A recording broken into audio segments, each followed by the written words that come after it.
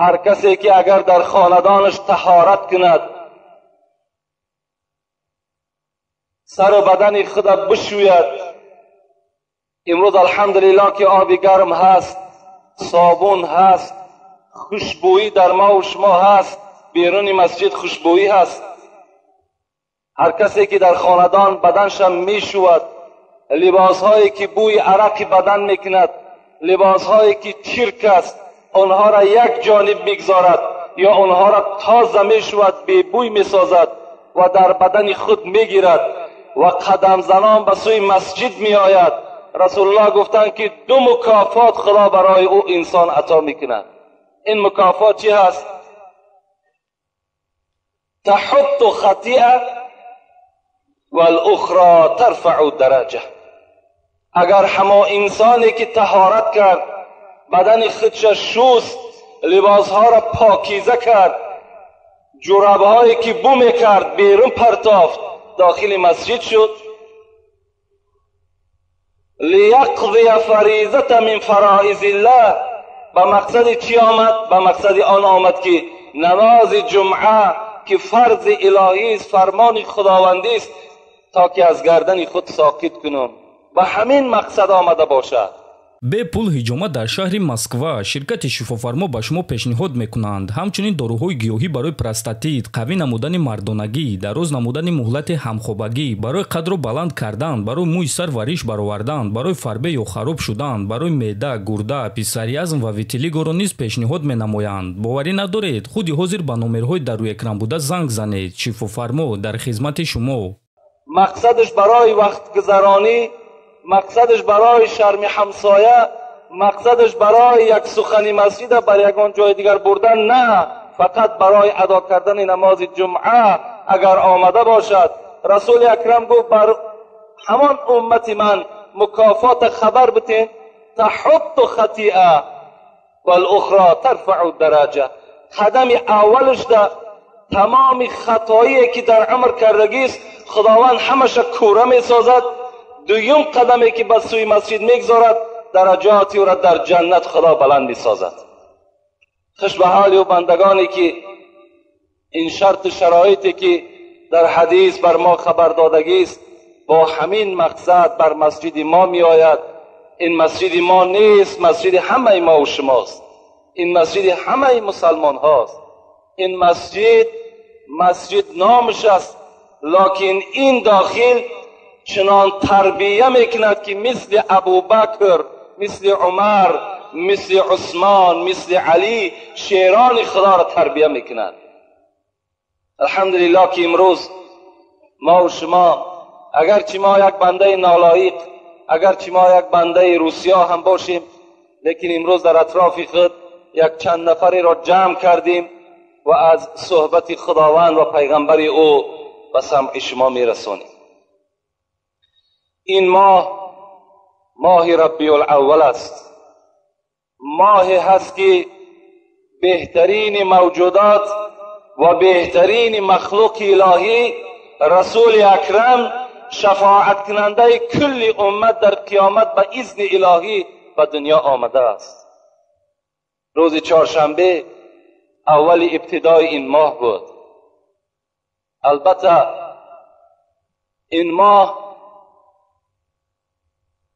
این ماه را همه ما و شما باید دوست بداریم، به خاطر آنی که سرور ما و شما، شفاعت کننده ما و شما در این ماه به دنیا آمدند. حضرت بایزید بسطامی میگوید، چی میگوید؟ میگوید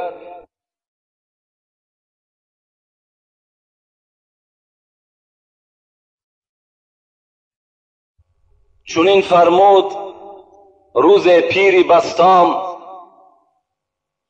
ز اسرار حقایق آن نکونام. یک روز میگد این بایزید بسطامی چونین یک سخن شیرین را، چونین یک اسرار پیشینیا را بر ما و شما حضرت خبر داد. بایزید بسطامی را هم میخواهم به شما شناس کنم. حضرت بایزید بسطامی همان شخصی بود که در بسطام، شهر بسطام به دنیا آمده است. این بایزید حضرت جنیدالله بغدادی چی میگوید؟ میگوید این بایزید در بین ما در قدر و در منزلت مثل آن بود که جبرائیل چگونه که در بین ملائکه ها بود، چگونه که جبرائیل در بین ملائکه قدر و قیمت داشت، این بایزید بسطامی در بین ما همان منزلت و قدر را در بین تمام اولیاها و ولیهای خدا همین مرتبه را صاحب بود. حضرت میگد همین بایزید بسطامی چنان آداب داشتند که وقتی که به مسجد می آمدن میگد حضرت در راه گریه کرده می آمدن و چنان یک آداب داشتند که به مقصد مسجد که می آمدن در راه توف نمی کردن. تا این اندازه حضرت میگد بی نهایت آداب خیلی بلندی داشتند. بار میگد نزد مسجد آمد که شاگرداش شکایت میکند، ساعتها میگه گریه میکرد پیش از داخل شدن مسجد. وقتی از اون میپرسیدند بایزید سبب گریه چیست؟ میگفت حضرت میگفت من خودم را مثل زنی که حایضه است که داخل شدن مسجد برای او گناه است و سبب ناپاک شدن مسجد می شود، خودم را مثل همون زن حایضه حس میکنم. بیرون مسجد می ایستم، از بس که من که بنده گناهگار هستم، بنده خطاکار هستم، در تصورات من، در فکر من این حکمت میگذرد که وقتی که من داخل مسجد می شوم، من آدم گناهگار، مسجد یک موضع پاک است، شاید که این مسجد، این موضع پاک از من آدم معصیت آلود، از من آدم گناهگار شاید که ناپاک شود. چگونه حضرت ها به زمانی که این قدر عبادت ها داشتند، خاک پای بایزید بسطامی از تمام ما و شما بهتر بود. شبان روزان حضرت ها عبادت داشتند، در وجودشان چنان ترس خدا نشسته بود که شاگردهاش میگد شب بالای بام برآمد همین بایزید بسطامی، تا روز میگد ذکر میکرد، خدا را یادآوری میکرد. وقتی سحر شد بالای بام برآمدیم، نگاه کردیم که بایزید بسطامی در یک کناره بام میگد طهارت شکستگی بود، یعنی پیشاب کرده بود. نگاه کردیم پیشابش کلن همه خون بود. وقتی میگه از او پرسان کردیم بایزید آیا اگر بیمار باشی طبیب حاضر کنیم، این خون از وجود شما بیرون شده است؟ میگه حضرت به جانب ما گشته گفت این درد من طبیب ندارد، این درد من دیگر درد است. بالای بام بودم، گفت به یادم یک خطایی در آوان جوانی کرده بودم، یادم آمد که در جوانی یک خطایی از من گذشته بود و در فکر همان چنان به خدا داده شدم، چنان زاره و تولا کردم که فردا اگر از همان خطایی، از همان گناه اگر خدا مرا راست کند و مرا بپرسد، من بر خدا چی جواب می گفته باشم؟ از این خاطر گفت پیشاب من بر خون مبدل گشت. ببین امروز ما و شما ریشای ما و شما مثل کفن سفید است. 20 سال 30 سال پیش گناهایی که کرده میشینیم با او را چکار میکنیم؟ یادآوری میکنیم. چی معیشت داشتیم، چی عرق نوشی داشتیم، چی زیناکاری داشتیم. اون معیشت نبود، اون معصیت بود. این شرمندگی است وقتی که ما و شما گناه را یادآوری میکنیم، تا جایی که در عوض او توبه کنیم، از خدا بترسیم، ما و شما یادآوری میکنیم، بر گناه خود باز فخر میکنیم. فعمل المعصیه بقدر صبرک علی النار. پیغمبر میگه ای امتی من همون قدر گناهی بکن که قوت سوختن را در آتش دوزخ داشته باشی. جد تو آدم بهشتش جای بود. حضرت رومی خدا رحمتش کند میگه بابای شما حضرت آدم روزی که خدا خلقش کرد اولین آدم داخل جنتش کرد. جد تو آدم بهشتش جای بود، قدسیان کردن بهر او سجود. تمام ملائک حضرت آدم در داخل جنت سجده میکرد. یک گناه ناکرده گفتندش تمام، مذنب برو بیرون خرام. یک گناه کرد در داخل جنت، خدا گفت بر این گندم نزدیک نشو. با وسواس شیطان حضرت آدم به گندم نزدیک شد، خطا کرد، گندم را خورد، در امر الهی تجاوز کرد. خداوند از جنت بیرونش کرد به سبب یک خطایی، یک گناه. رومی چی میگوید به سوی ما و شما؟ تو طمع داری که با چندین گناه داخل جنت شوی ای روسیا؟ تو طمع داری که امروز تا بیگه فقط و فقط در گناه مبتلایی، در یک چاه گناه آلوده هستی، بزم این باز میخواهی که وارد جنت جاویدان شوی؟ جنت جای خطاکار نیست، جنت جای گناهگار نیست، جنت جای پاکان است، جنت جای عاشقان الهی هست. همین بایزید بسطامی گفتند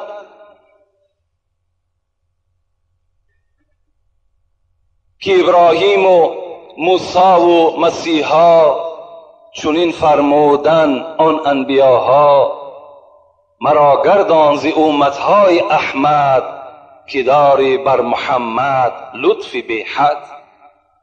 حضرت بایزید بسطامی میگوید حضرت ابراهیم میگوید حضرت ابراهیم، حضرت موسی، حضرت عیسی، همه اینها تمنای داشتند، آرزوی داشتند. چه آرزو بود؟ خدایا ما را از آنی که پیغمبر ساختی از این دیده اگر امت محمد می ساختی، این برای ما فضل بود، این برای ما بهتر بود، زیرا که بر محمد تو بی‌نهایت لطف بی حد دادگی هستی. زیرا که محمد یکی از پیغمبرهای هست که در آخرت همه دامان حضرت بحر شفاعت می قپند. چون این پیغمبر ما و شما صاحب هستیم، چون این پیغمبر ما و شما البته امت هستیم. خداوند در قرآن تعریف میکند و انک لعلی خلق عظیم. ای محمد صلی الله علیه و سلم، چی یک فعل خوب داری، چی یک کردار نغز داری، چی یک معامله حلیمانه داری. خداوند در قرآن رسول اکرم همچنان وصف میکند. من یک معامله نیکی او را بر شما وصف میکنیم، انشاءالله موضوع ما دیگر است. خدا خواسته باشد از مولودهای حضرت، خواه روز جمعه است خواه یگان روز دیگر است، انتخاب میکنیم. ما روزهای جمعه فقط یک ساعتی داریم که خودش ساعتی تبلیغ است، ساعتی هست که یعنی به گوش همه مردم حکم خدا و پیغمبری را برسانیم. از این خاطر هر جایی که مولود شود در روز جمعه ما اشتراک کرده نمیتونیم، زیرا که جمعه در جمعه خودمان میمونیم. اگر کسی که مولود کنه از در مسجدهاشان روزهای شنبه یک شنبه اختیار کنند. روزهای جمعه خودش یک ساعتی است که خدای ساعت بحر ما آورده است. بازی را به مولود تبدیل بتیم، باز اگر جمعه به جمعه شیم مثل سال آینده میاییم دیگر هیچ کس را نمیابیم.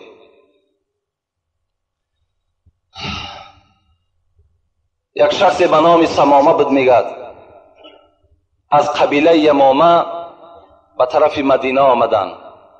در دست میگد یک کارد داشتن. وقتی که وارد مدینه شدن با اون شخص حضرت عمر رو پرو شد.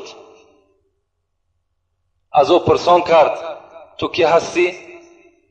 گفت من نفری هستم که دشمن محمد هستم و این کارده که در دست دارم بهر قتل همین محمد صلی الله علیه و سلم آماده کردگی هستم. عمر که طاقت شنیدن این سخنها نداشت، عمر شخصی بود که جان فدای پیغمبر ما و شما بود، دویم یار رسول اکرم بود. لو کان بعد نبی لکان عمر ابن الخطاب.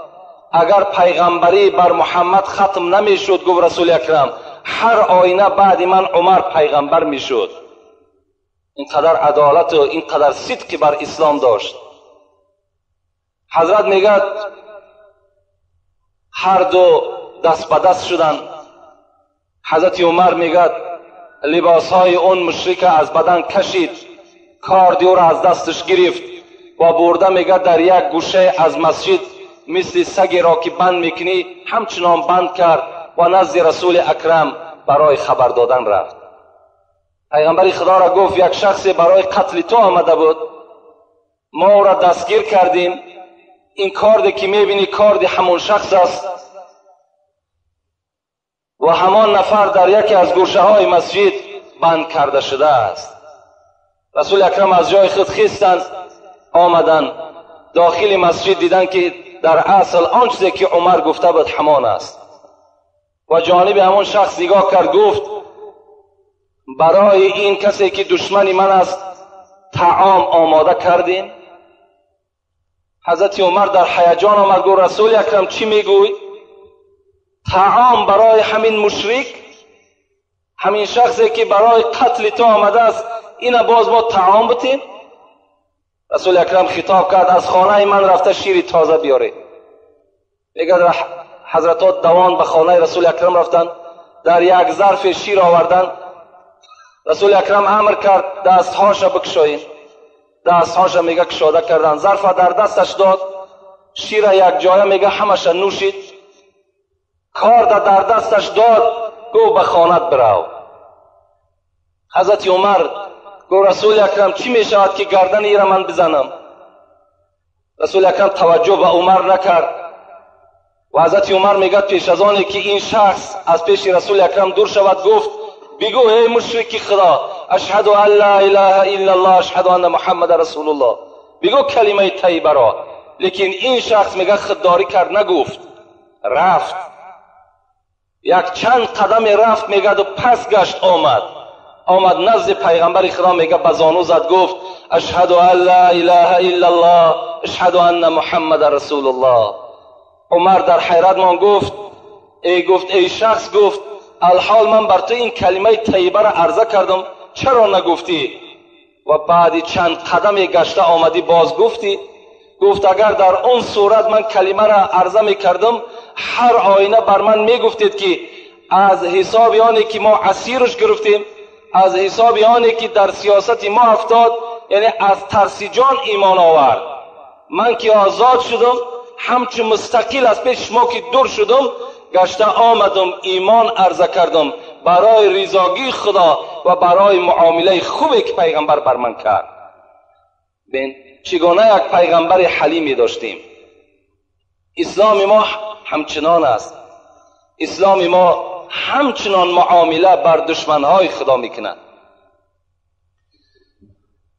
موعظه ای که الحال داریم، این سوال و جواب هایی که در پیش من ایستادگی است، اینها را میخوام به سمع شما برسانم، زیرا که خیلی از حد زیاد شده است.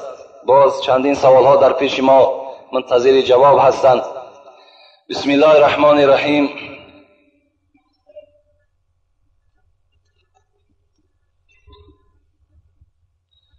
السلام علیکم دامنای عزیز. یک نمود شپرک را اوراح میگویند و آن را آرد میکنند. آیا این درست است؟ یک شپرکی هست که در خانه ما و شما ارواحکش میگیم. وقتی داخل میشود ما و شما را در حال ارواحهای گذشته من یادمان میآید، یعنی از ما ارواحهای گذشته هست. همین شپرک برای همون آمده است گفته ما و شما را یک یادآوری میکنند. لیکن در اصل این اصل ندارد. این ارواح به منزله شپرک نیست. ارواحهای ما و شما، خاندان ما و شما می آید. ارواحهای ما و شما برای خاندان ما و شما، برای نظارت زن خودش، فرزند خودش، خانه خودش، چگونه معامله در او خانه است، برای خبرگیری می آید. نظر میکنند که از خانه بر بحر او آیا یگان طعام، آیا یگان خیر احسان، آیا 2 رکعت نماز خوانده می شود یا نه. البته می آیند، لیکن شما میتونین ارواحهای خودتان با قدر ضرورت خودتان از خیر احسان چکار کنین؟ خوشنود بسازین. با نمازها خوشنود بسازین. این ارواحکی که میگیم اینا البته اصل ندارن. این هم یک مخلوق خداست. فصلش میشود پیدا میشوند، هر خانه داخل میشوند. اگر بر همین بهانه هم اگر خانه‌ای که خیر احسان نداشته باشد با فکری همی اگر خیر احسان کرد اینش هم خوب است.